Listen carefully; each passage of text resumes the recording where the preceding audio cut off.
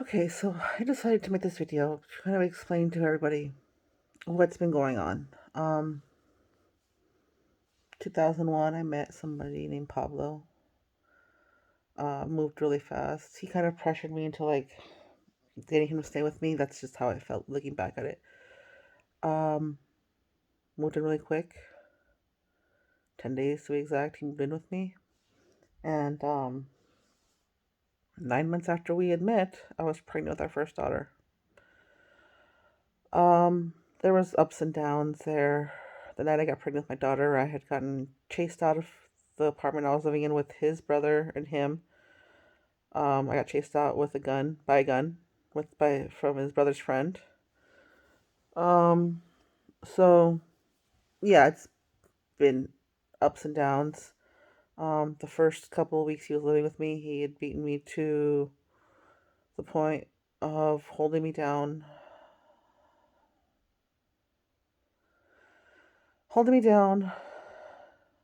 yelling at me in some. He was drunk, yelling at me in some different language, and I got in the way. I got to call his mom. So his mom and sister showed up and picked him up. And I was in the mindset of like, I'm just gonna freaking chuck his shit. I was done. And then his sister called me and said he was sick and crying that he was calling for me. And as soon as I got there, he fucking went back to fucking try to chase me around the house to do God knows what to me. A couple of days later, I got drunk myself because he didn't tell me how strong an alcohol he had given me. It was something called Mad Dog. I wasn't a drinker. I was 19 years old at the time, and so he says, "Drink it. It's really good." I was like, "Yeah, it's good. It doesn't taste like alcohol." And he says, "Well, drink it." I was thirsty. It was the middle of summer, and no, it was like the end of summer. It was like right before it starts getting cold in the beginning of fall, like September, October. And it was like the last few warm days. And I was really thirsty. We were on our way to like Universal Studios or something in California, and I drank it like I was thirsty. And by the time I got home, I was drunk. And I had a computer at the time with the camera, and it would have problems. It would freeze, and you would be able to do nothing. It would literally sit like that until you reset it. And I remember waking up the next morning, and I just see frozen on the computer of him on top of me having sex with me being unconscious. And he was posting it to a chat group or something like that on Yahoo. And I was fucking mortified. But it is what it is. Um, had our daughter when she was younger. We had moved. She was about 2 years old. He had gotten drunk because for the first better fucking 15, 20, almost 17 years of our relationship, he was a hardcore alcoholic. I mean, they were talking a 12-pack a day. And if you're a 12-pack, he used to drink 6 24-ounce cans a night, up to between 3 and 6. We were living in the city. I don't know what, he just got back to the store or something. He has been drinking. He had a bottle of Jack Daniels, and it was empty. And I remember our daughter had fallen off of the last step because she was following him, and I was inside. I don't know, I was cleaning or cooking or something like that. I was inside busy, and he was supposed to be watching her. And because she fell off the one step, it was my fault that she had fallen. And I just remember going to pick her up, and because he was yelling at me that why did I pick her up? And so I went to go pick her up, and the next thing I know is I feel something hit me in the back of the head hard. And he had thrown out that Jack Daniels bottle at me. And he said, "Yeah, how does it feel? You let my kid hit her head." And I was like, "You were supposed to be watching her." And I get her and put her inside. And I'm like yelling at him, saying, "Why the hell would you do that?" I had a big old knot in the back of my head. And then all of a sudden, he literally just Leonidas kicked me, like, from the movie, We Are Sparta, like that kick he did at the movie. That's what he did, and I fell down 4 bricks of stairs. Literally, I kind of like flew down them. I landed on my hands. I had like scratch marks on my palms, and gravel stuck into it. And the neighbors, I don't know if they saw it or heard it, but they ended up calling the cops. because when I went to go try to call the cops, he had pulled the phone cords out of the wall. So he got arrested for domestic abuse, domestic assault, and the felon. Those are all misdemeanors, but he got arrested for a felony, which is preventing someone from calling emergency services, which is exactly what happens when you pull the cords out of somebody's wall. Even though he didn't pull the cords out, he just disconnected the outside because for some reason the phone cord didn't connect on the inside. It was like had to be connected to the outside box because it was an old house and it was like the phone box wasn't working, so that was the only way for us to do it. So we did it that way. And yeah, he pulled it up right after I had hit 911. So I don't know if it was my call or their call, but he got arrested for 3 days. He called me on the phone once and made me feel terrible. He was like, "I'm in jail. This is terrible. I hate it here." And I was like, "This is what happens." He's like, "But babe, I'm so sorry." And I just like, okay, he's apologizing. I feel better. I was already in that position to be. I was already conditioned to the apologies, like, thinking that he's gonna get better. He's not gonna do this again. I was young, early 20s. I think I was 22-ish, 23, around there. 2000. Yeah, I was 23, 22. Yeah, it was in 2004. Literally 1 year and 2 days later, same thing.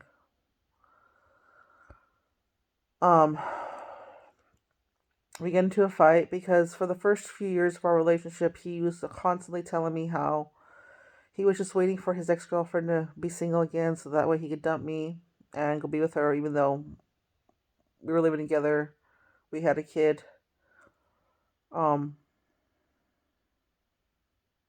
Constantly held that over my head, and I was constantly trying to like be better for him, be good enough for him to where he didn't want to get rid of me. So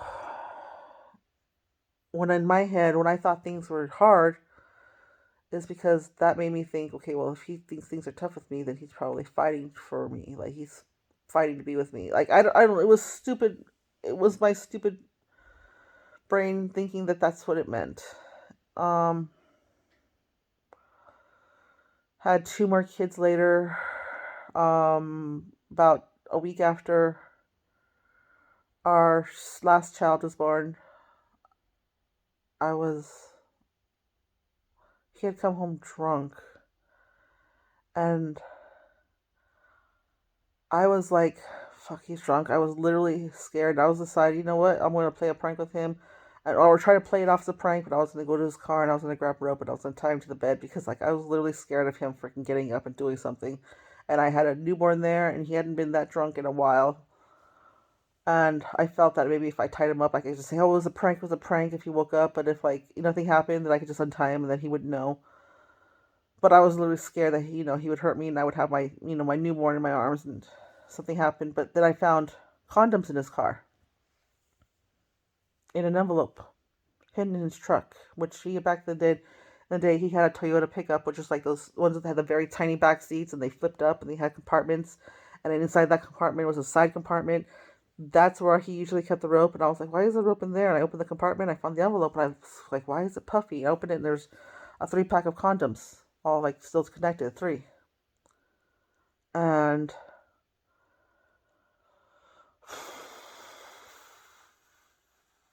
I confronted him. And they were everybody under the sun's condoms but his. Of course. Talking about this is really fucking hard. Because I kind of like, I can see all the stupidity and why did I stay for so long. Back in 2015, I left him. I finally got out of the house. And shortly after I left him, I had one of my male friends. We were hanging out. He was comforting me because I was kind of like, sad about leaving him, but I was kind of like feeling empowered. Like, I told him it was over. I told him over and over again, we're done. It's over. We're not getting back together. I want to break up. And this is after we got married back in 2011. And cute little June wedding. I felt like that was what I was supposed to do. I've always told myself I loved him, I loved him, I loved him, and I was always waiting, always waiting for that feeling of being totally in love. Never came, never came, ever. And I just kind of felt like, well, maybe if I get married, or maybe if I do this, or maybe if we have more kids, or maybe it's always maybe if it was something else I was constantly searching for, and I felt like I lost myself completely. I lost interest in my hobbies and my friends and anything, even lost interest in my my career, which I wasn't allowed to have. But back in 2015, I did leave him. For my birthday, while I was gone, I went out to dinner with, and he'll tell you something else because he rewrites history. It was my friend. I got myself a hotel. It was a nice hotel. It was a jacuzzi. That's the reason why I got it, because it was so cheap. It was a jacuzzi. And I wanted to sit in it and just relax, be able to lay in bed, watch movies in a comfortable bed. Just have a night completely alone, away from everything. And my friend says, "Hey, happy birthday! What are you doing?" And I'm like, "Nothing." He goes, "Oh, that's not good. Let's go out to dinner. I'll take you out to dinner."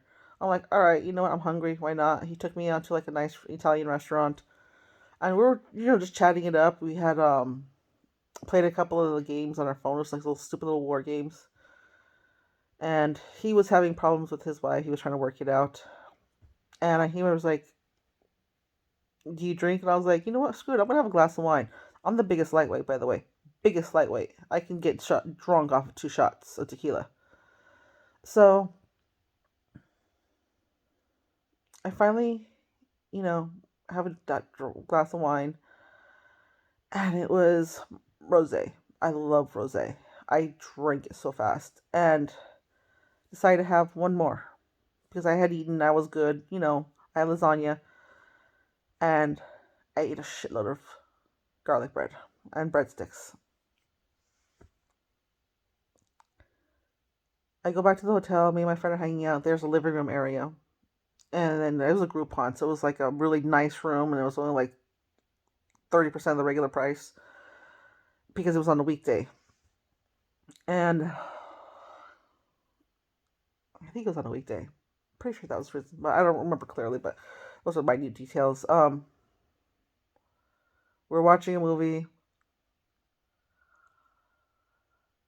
and I just remember like for some reason I started getting really dizzy. Like I started feeling a little off at during my second glass of wine because after the first one I went to the bathroom and I came back. My second glass of wine was already there, and I drank like 3/4 of it. I didn't drink all of it because I started feeling like I was sipping on it and I started feeling woozy.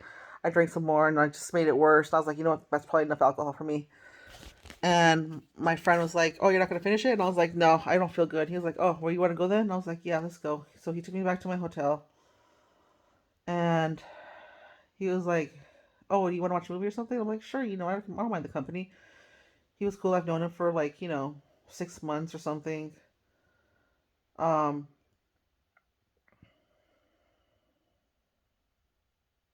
I just met him to a game, and it was actually the first time we actually got into meet in person. I was happy meeting new people. I am not the type of person who thinks, "Oh, guys and girls can be friends." I have many male friends, many female friends, more male friends, but because I'm a gamer now. Further in the story, you'll find out why. Um, next thing I remember is like going to the bathroom, feeling really dizzy. I told him I'm gonna lay down for a minute. He's like, "All right," and I feel like I passed out, but I don't remember that. It's like when you're really sleeping, you don't realize you fell asleep, and then you wake up and you're like, "Holy shit, what day is it?" That's what happened to me. I thought I had fallen asleep, and I woke up, and all of a sudden I wake up, and my friend's on top of me, inside me, and I tell him, "What the fuck? Get off me! I didn't want to do this. What are you doing?" And he was like, "Oh, I mean, are you laid down? I thought that's what you wanted." And I was like, he had to take off my freaking jeans, my underwear. I had a was wearing a t-shirt. And it was just pulled up. My bra was pulled up with it, and my shoes were pulled off. My socks were pulled off. Everything is he taken off of me. I got off, I told him to get off of me. He went to the bathroom, and I was just like sitting there. I pulled the blankets over me, and I was like kind of like trying to gather my thoughts because I was super dizzy. And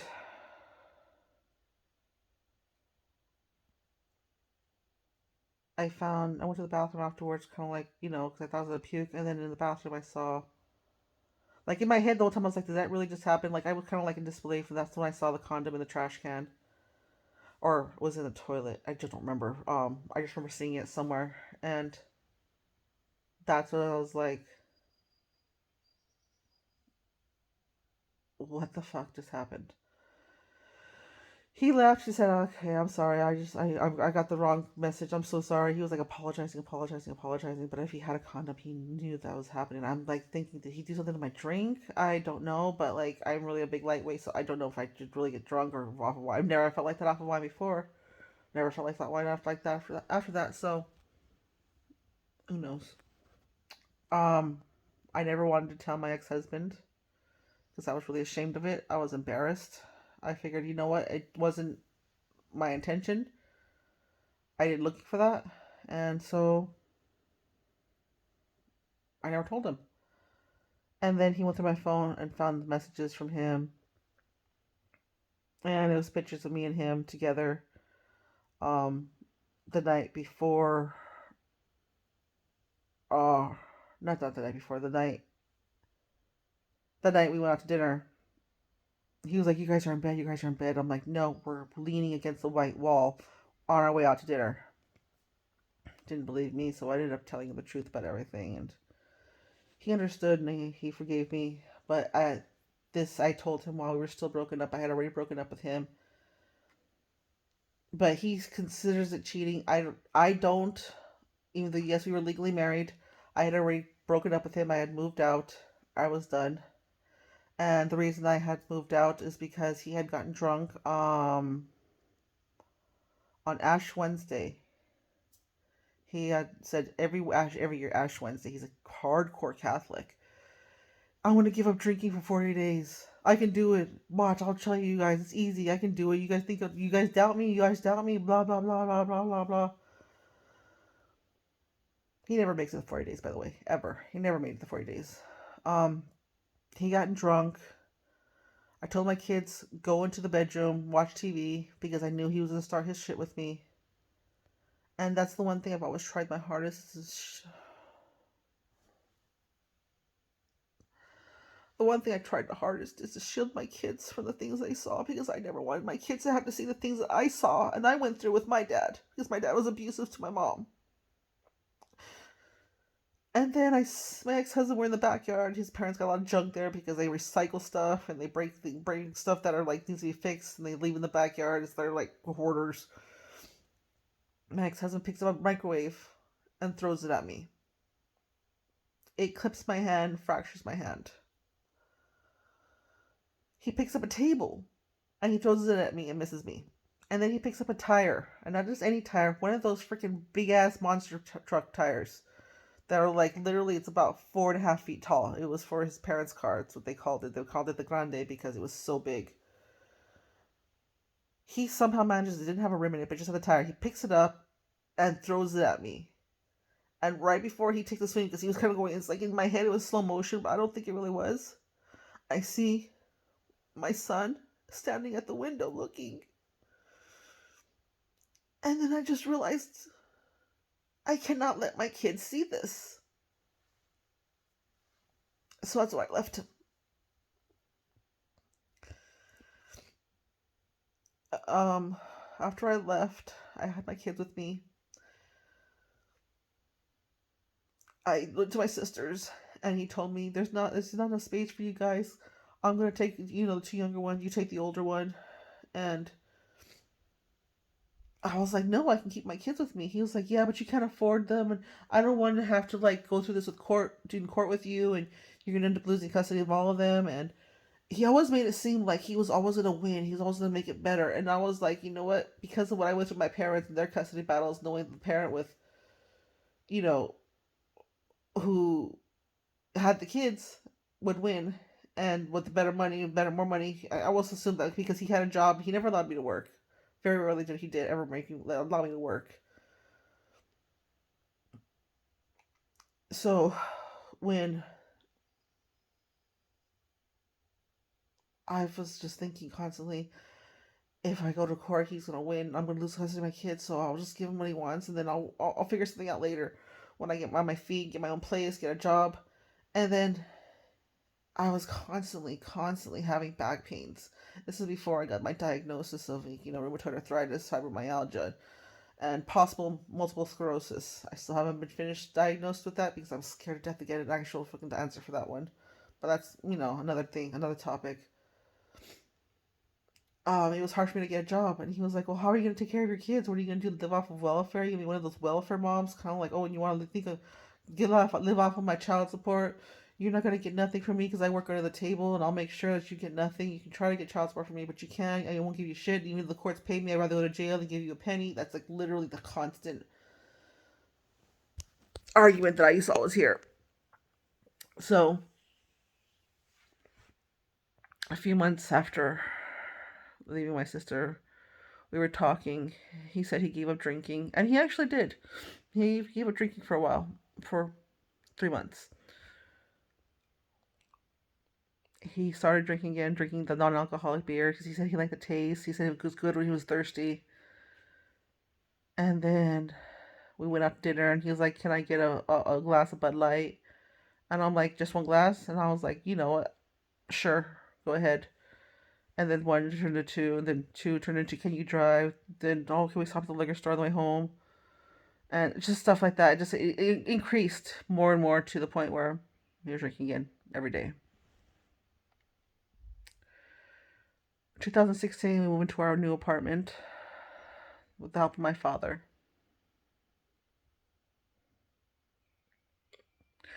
My father started visiting a lot more often.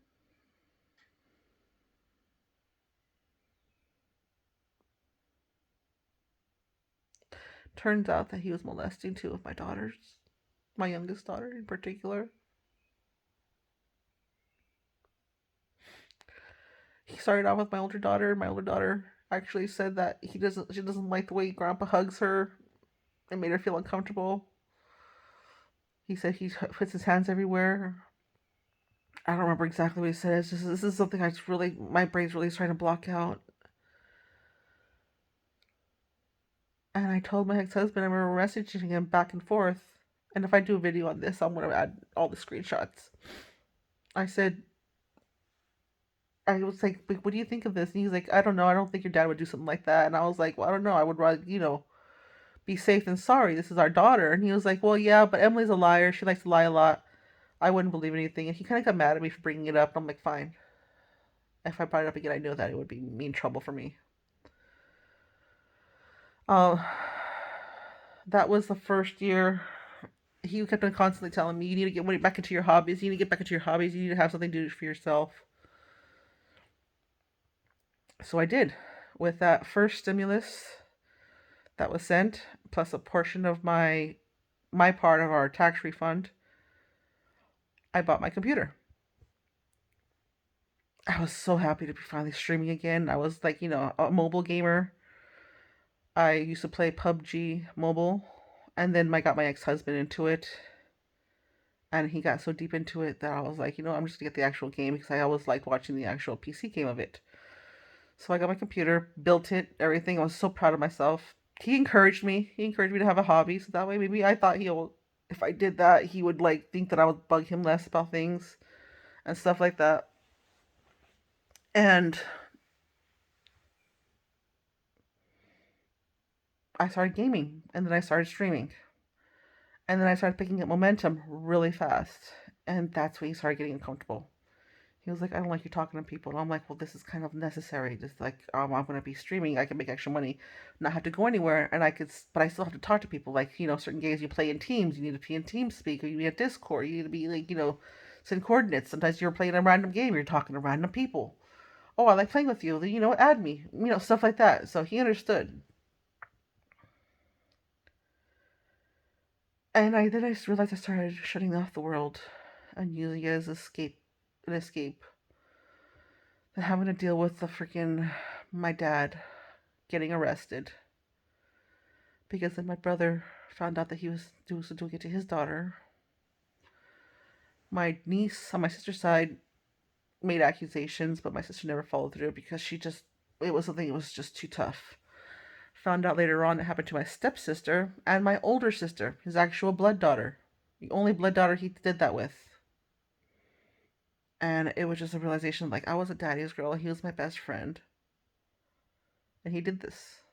And I felt so much guilt because there was at one point I left my kids alone with my dad, babysitting them for a week, while me and my ex-husband went to New York for a vacation, like a second honeymoon.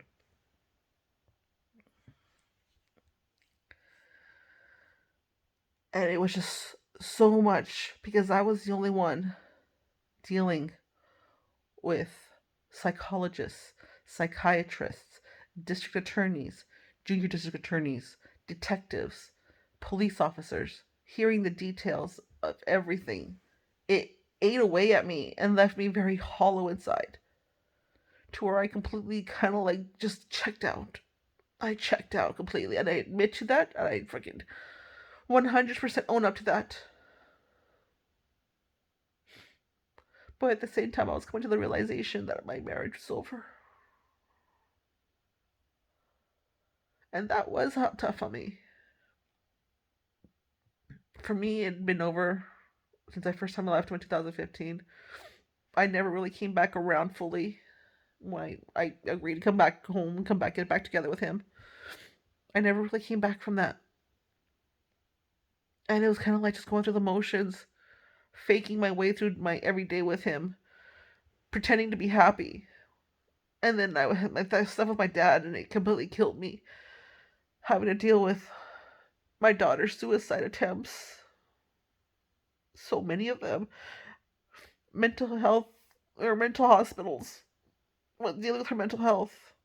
I mean, nobody, unless you've been through it, it's the most terrible feeling in the world is to go into your freaking kid's room and try to wake them up, and they're not waking up because she's overdosing on your main pain meds because she took a bunch of my pain meds. And the only reason I found her is because her friend messaged me because I thought she was in the bedroom taking a nap like she usually does. And her friend messaged me. She said that she was posting pictures of pills and she was popping a bunch. She was sending Snapchat videos on Snapchat, uh, posting, taking pills, and swallowing them all. So she messaged me because she was concerned. And I go into the bedroom and I look at her and I'm just frozen because I gotta see before I touch her. I want to know if she's breathing. So I see her breathe up and down very little, and I go up there and I kind of like shake her with my hand. And she doesn't move, and I shake her more and more and more.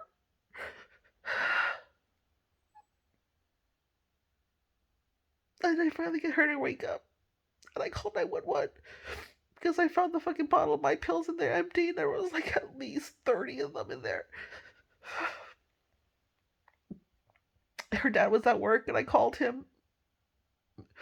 I said, Emily's overdosed. I'm calling 911. She's been taken to the hospital. It's bad.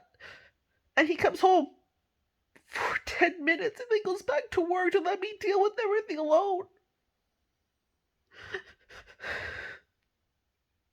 Then there's times where she was cutting herself, getting drunk at school, overdosing on acid, having seizures on her sofa. That was just recently, like less than like a year ago.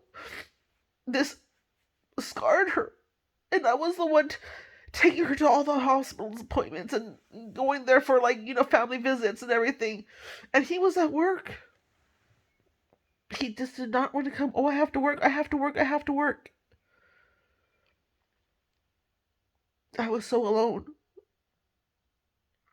And then our youngest daughter had a mental breakdown, needed to be taken to the mental health hospital.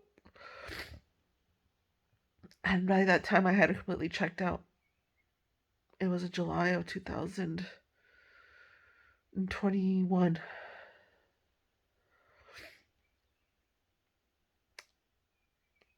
I couldn't deal with it anymore.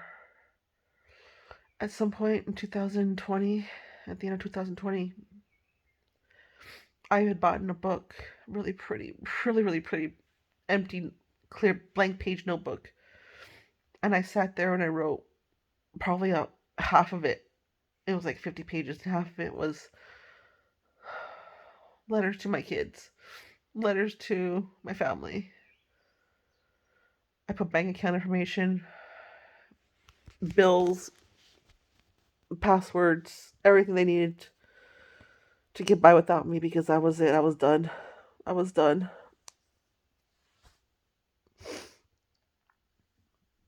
And then I started playing.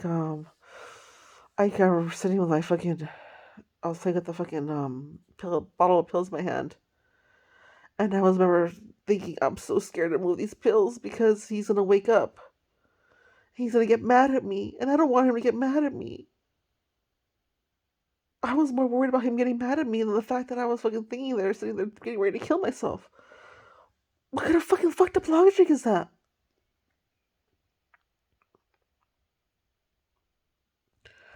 So I said, you know what, I'm done. I'm just gonna play my computer for freaking 12, 14 hours a day. So I did. Kind of like blank slate. I was playing a GTA roleplay, which is basically you create your own character, your look, the persona, the backstory. It was my way to escape. Completely escape. I was somebody else. And in that game, I met somebody who completely changed my life. He started off as just a friend. Knew that I was going through crap. He was going through crap. We commiserated a little bit. We had these life talks. And I realized I've never felt or connected with somebody on this level so fast. And it was scary, but it was that good kind of scary. And yes, and everyone knows this, I'm not afraid to admit this, I did meet him while still technically married to my ex-husband. Is it an excuse that I say that for me, I was already checked out of the marriage earlier on? Yeah, it is, but I mean, it is what it is.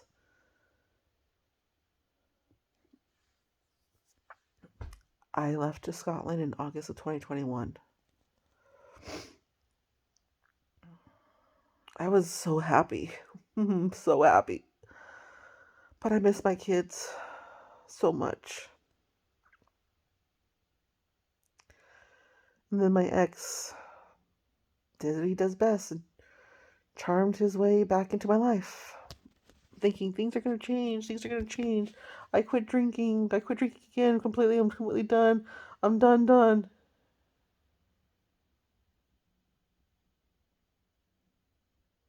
And even though I was happy, I left. I came to be with the person who I thought I was meant to be with, and out of fear and out of being trained of what I was supposed to think, I came back to America. I went back 2 months later. I thought I could trick myself, or maybe thinking, okay, maybe this will really be something, maybe it'll mean something. I didn't want to, but I ended up having to work things out with my ex because I had nowhere to live. And I thought, you know what, my kids want us back together. I want to do this for my kids. You know what, I don't need to be happy. I just need them to be happy. I just need them to be happy.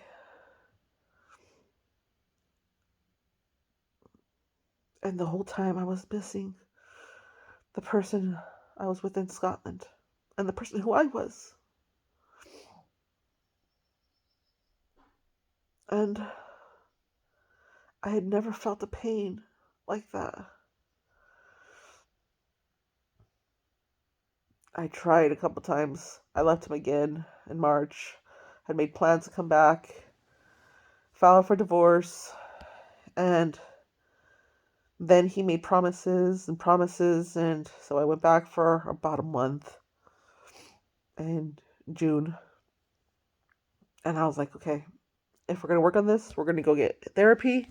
We're going to do this right. We're going to do the right thing. While I was gone, I had found out that he had slept with a prostitute, which was a friend of his, which is reason probably I think he loved working to work because the things I found out from her just broke me. She sent me every screenshot, every text message, literally dozens of them. And then these are like the screenshots that are like 3 pages long worth. She literally sent me like maybe 3 dozen of them. And this went back for like months. She sent me all of them, all the messages. And the lies that he told her. And then after that second or third separation, the last one, he told me he wanted to talk. And I was like, all right. So I went to the house. We were talking, and I was like, he was like, do you want to go see a movie? I was like, sure. I don't mind. I like seeing movies. So we're going to go see Morbius, one with that Jared Leto. It was terrible. And he kept on getting up to go to the bathroom. He's always been known to have a small bladder. We used to make fun of him because he's constantly go pee like many times a night, and it's probably because of the issues of the drinking. But I had found out that from that prostitute he slept with because he had lied to her and lied to me, and basically, so we wouldn't talk to each other. He was telling her while I was in the room with him, texting her. I was telling him, I'm texting her. I don't give a shit. He's like, yeah, go ahead, go ahead. I don't care. She means nothing. But he's on his phone messaging her saying, ignore her. Don't open her messages. Don't open her messages. And while we were at the movie theaters, when he was going to the bathroom, he was outside actually messaging her details. And I told her, look, we got to meet in person. No more of this texting bullshit. The last time they had slept together was the night before we went to see the movies. He, he slept with me that night after the movies.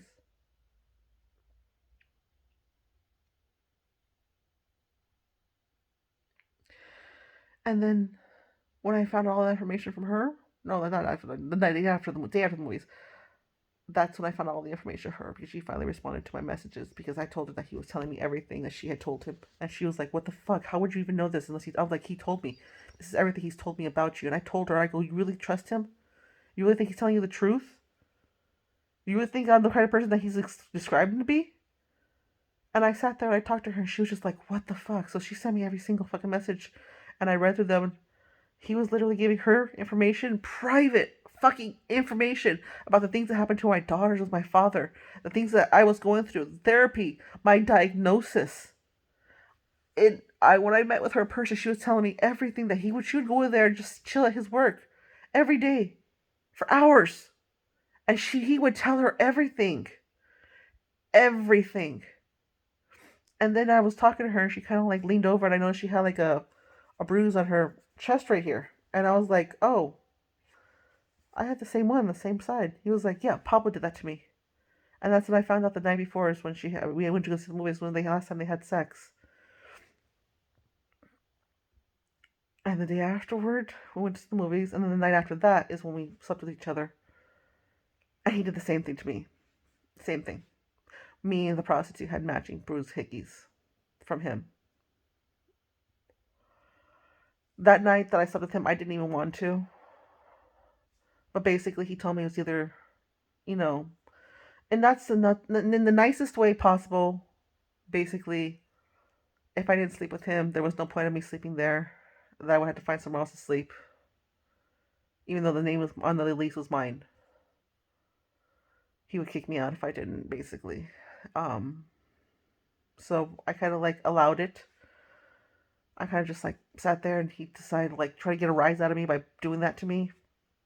And that's when I talked to the prostitute the next morning. I hadn't slept all that day, or it was like a day or two afterward, and I completely broke down because it wasn't of the fact that I didn't care about that he slept with the prostitute. That's how I knew something was wrong. I didn't care about him doing that. It was the fact that I felt the most utter betrayal because it's the person that I was supposed to trust. And that's what finally kicked into my head, that this asshole has been living a double life, telling people things about me that weren't true. How he said I refused to work when I have a fucking medical diagnosis that made it hard, and the medications I was on wouldn't not allow me to pass a drug test, and that he wouldn't fucking allow me to work because I actually got offered a good job working for a dispatch for a police station, and nope, $25 an hour, nope, wouldn't allow me. He said, no, you're just gonna meet some cop to leave me. Like, what kind of ridiculous bullshit is that? So I didn't get it because I didn't want to fight with him. I had another good job, but it required me to travel states, and nope, didn't want me to do that. I said, I'm sending money back. You can literally come with me. We could go as a family. Stay in hotels. They pay me to stay in the hotels. They pay me money for food every day. Nope. Mm-mm. Wouldn't do it. So I stopped working for a very long time. And then I started streaming.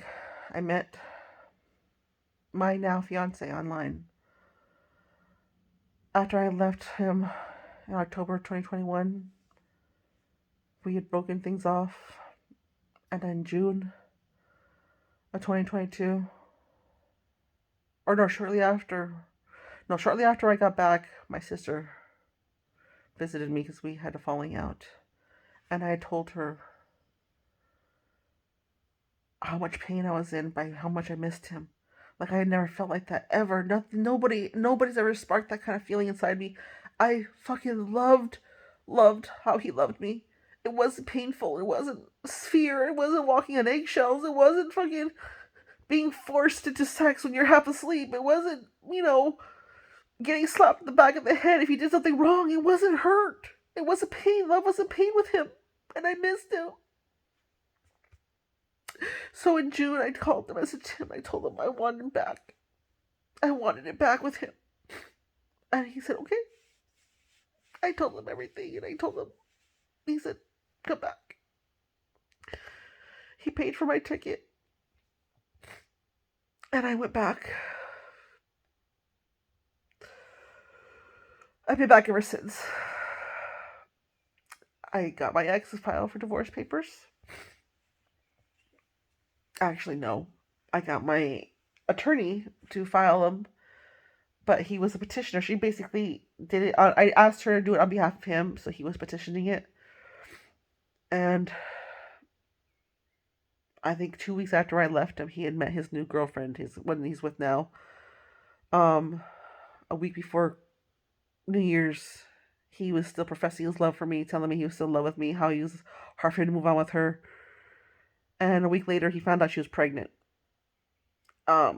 He's been constantly back and forth. You can have the kids go stay with you, so I wouldn't stop them. Or, no, fuck you, you can't unless you fucking do this. You need to come over here first. It's always constantly me having to go over there. And I refuse to do it because I'm fucking scared of what he's going to do to me. So I just refused to tell him. I said, it's too expensive. I can't. Plus my visa won't allow it. But I'm afraid what he's going to do to me. So here's the thing, is that he's never been a bad father. He was just a terrible person to me. Terrible husband. He wasn't even a husband. He was just a terrorizer.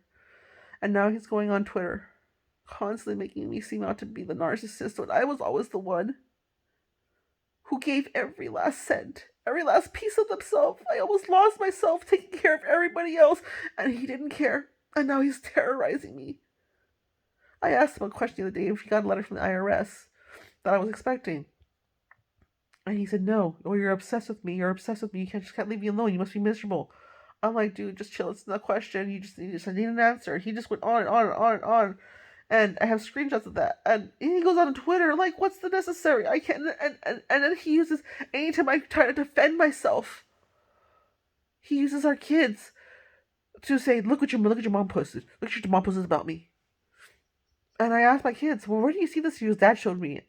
Like, why is he bringing the kids into it? Whenever I post something, he uses them to have me take it down, but then he goes on a rant and he leaves it up there. And it's not fair because he doesn't listen to them about taking it down. I'm not allowed to defend myself. He's trying to take my voice away because I finally got it back. I finally got my own voice, my own opinion, my own way to defend myself. And he's still trying to mute me by saying, oh, she was a narcissist. No, she's an empath narcissist. She's a dark empath narcissist. She's a covert narcissist. I've never met an autistic narcissist. Because I'm autistic, I have ADHD. The most happiest thing I can do is taking care of other people. It brings me joy. That's why I wanted to be a nurse. That's why I wanted to be in the medical field. I wanted to take care of. I wanted my ideal job was to work in a pediatrician's office, work with sick children. But a narcissist doesn't care about anybody else but themselves. And because of the one time I put myself first to get out of the misery that he was causing me, that's what causes me to become a narcissist.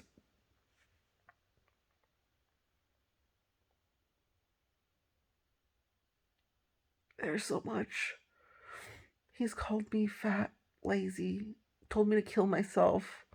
He uses the N word constantly with me because I'm part black. And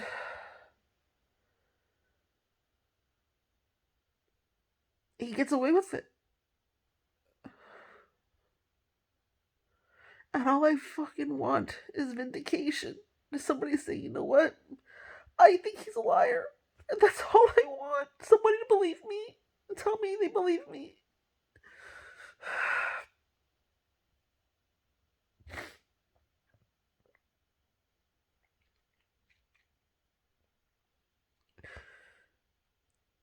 I don't even know if I'm going to post this. If I do, I'll post screenshots of the things I'm talking about. But there's so much stuff.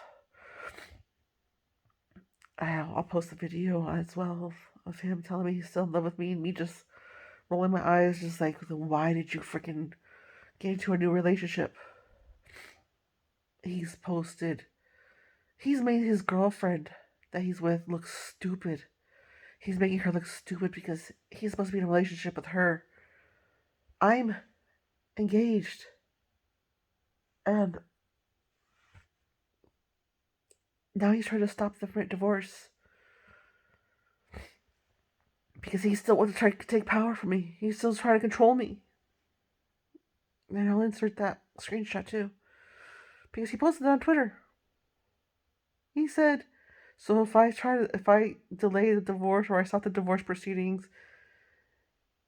we're still technically married, or I don't plan the ceremony just yet, and then just kind of like laughing emojis, like, what is the point? But little does he know, in a couple of days, it'll be the 6 month and 1 day since the day we filed, and even though it's not approved by a judge, it's going to be approved because he signed the divorce, he signed everything that he needed. It just needed one of us to finalize it. Hi, I finalized it. So I'll finally be able to get married to the man of my dreams. I'm not proud of how we met. I never fucking wanted to be the type of person that left somebody for somebody else. Never thought I had it in me. But this person treats me so good. I'm so happy. He allows me to be who I am. He's a gamer as well, so we have a lot of the same interests. Moving in with him, when I came over here, I had to live with him. It felt so natural, like literally gliding a hot knife through butter. It was just so completely just awesome. I don't feel like I'm walking on eggshells. So like when I get up to go to the bathroom, I don't feel like I'm gonna get yelled at for waking him up, or where the fuck are you going? Like, something like that. He completely takes care of me. If I get angry, he doesn't like walk away. He actually tries to find out and try to make things better. He doesn't let an argument happen and continue to grow and grow and grow. He's amazing. And now my ex won't let me see my kids. He's using them to punish me. I tried starting a GoFundMe to help pay for the costs of for them to fly out because He refuses even to pay this way he's supposed to pay. He's required by a divorce to pay for half and pay for help pay for their passports, pay everything in the half. And he refuses to do it because they're too young to be flying alone. They're 16 or 17 and 14. Well, about to be within the next month. They're old enough. Minimum age is 13 to fly. And he makes up an excuse after excuse after excuse, and then tells me, you know what, if you help me do something, I'll let you see the kids. I'll let you see the kids. So I help him, and I help him, and I help him, and then he takes it away, again and again and again. I can't. I want them so bad. Miss them so much. I gave them the choice to come, but I wasn't gonna rip them from their home. Their home is California, and I couldn't rip them from their life, and they understood. They understood why I left. But now he's got my oldest daughter thinking that I didn't believe her when she was making those claims and about against my father. He manipulated her to the point where she actually believes that I was the one that didn't believe her, and he did. And he wanted to report him, and he tried to make it seem that I didn't want to. And I have the screenshot, and I sent it to her. She still won't talk to me. She won't talk to me because of him. He lied and lied and lied. And his favorite line is, "Why would I lie? Or I don't lie. I literally caught you in lies, bro. Like, admit it. He never takes responsibility." He's a classic, typical narcissist. And yet he likes to flippantly call me one. That's my story.